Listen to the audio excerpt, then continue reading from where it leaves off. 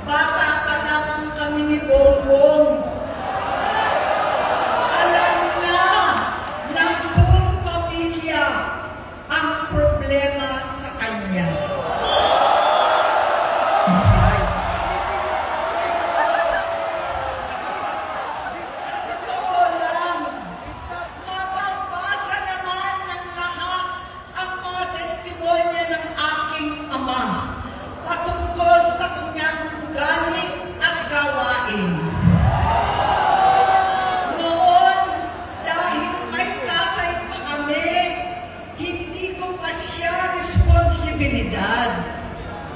Noong tumatanda, ay mas naging nakakabahala.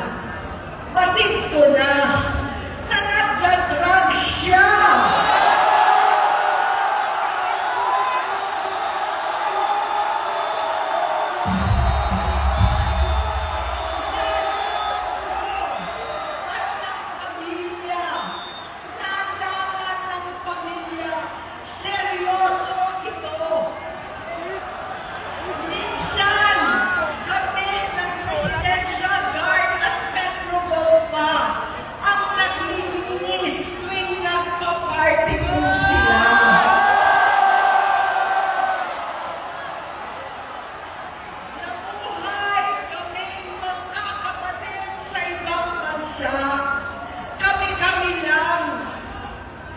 Kinumbinsi ko pa si Bongbong, pakasalan mo na si Lisa.